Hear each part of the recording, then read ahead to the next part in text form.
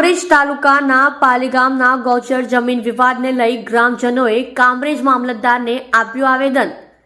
ગામના કેટલાક લોકો દ્વારા જમીન અમારી હોવાનું કહી જમીન પર જતાવી રહ્યા છે હક। જમીનમાંથી થતી ઇન્કમનો પણ નથી આપતા હિસાબ અને કરે છે મનમાની। દ્રશ્યમાં દેખાતા લોકો કામરેજ તાલુકાના પાલી ગામના છે અને આજે ન્યાય માટે કામરેજ મામલતદાર કચેરી પહોંચ્યા છે અને ન્યાય આપોના નારા લગાવી રહ્યા છે। પાલી ગામે 100 થી 150 વીઘા જેટલી ગૌચરની જમીન આવેલી છે। વર્ષોથી આ જમીન સરકારી ચોપડે ગૌચર અને ગામ સમસ્ત બોલે છે, પરંતુ 1980માં યેનકેન પ્રકારે આ જમીનમાં અમુક ચોક્કસ લોકોના નામ દાખલ કરવામાં આવ્યા અને ત્યારથી આ જમીન પર ગામના અમુક ચોક્કસ લોકો હક જતાવી રહ્યા છે, જ્યારે કે ગામ પર સમસ્ત ગામના લોકોનો અધિકાર છે।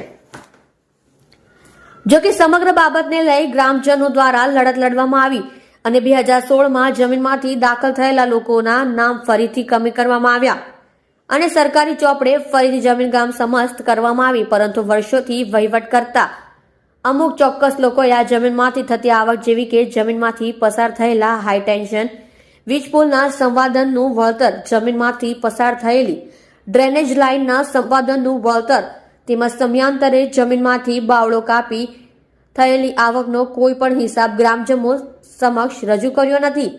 ઉપરાંત હાલમાં જ ગામમાંથી પસાર થતા દિલ્હી મુંબઈ એક્સપ્રેસ વેમાં સરકાર દ્વારા કેટલીક જમીન સંપાદન કરવામાં આવી છે, જેના પણ કરોડો રૂપિયાના આવવાના હતા, જે અમુક ચોક્કસ ગામના લોકો પોતાના ખાતામાં જમા કરાવવા માંગતા હતા, પરંતુ ગ્રામજનોની લડત કલેક્ટર કચેરીએ પહોંચતા તાત્કાલિક જિલ્લા કલેક્ટર દ્વારા ગ્રામજનોની રજૂઆત ધ્યાને લઈ આપરે પૈસા સરકારી તિજોરીમાં જમા કરાવવામાં આવ્યા।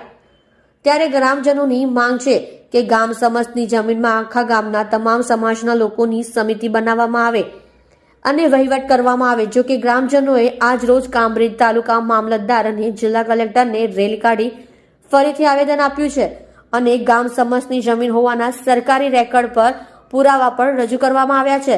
ત્યારે મામલતદાર કામરેજ દ્વારા આવેદન સ્વીકારી અને આવેદનને લગતી કચેરી સુધી પહોંચાડવાની બાંહેધરી આપી છે।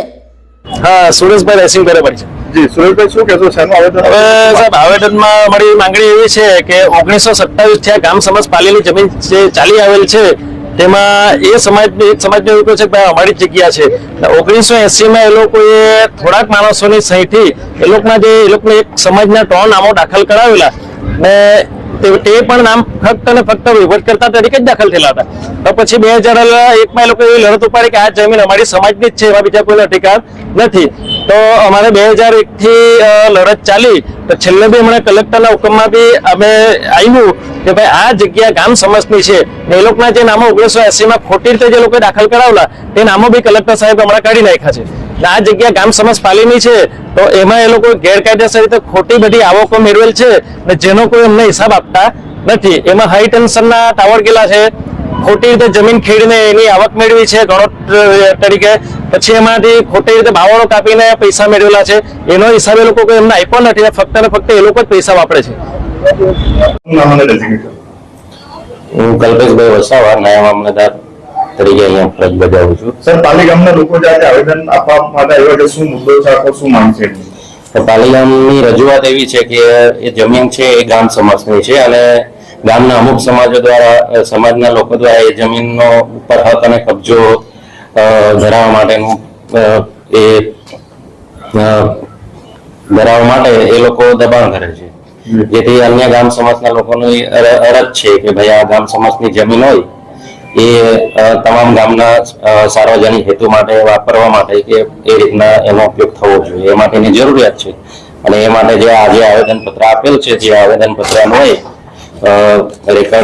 રેકર્ડીય તપાસ કે પછી જરૂરી અભિપ્રાય આપી ઉપરના દરજ્જે મોકલી અને ઘટતી કાર્યવાહી અત્રેથી કરવામાં આવશે।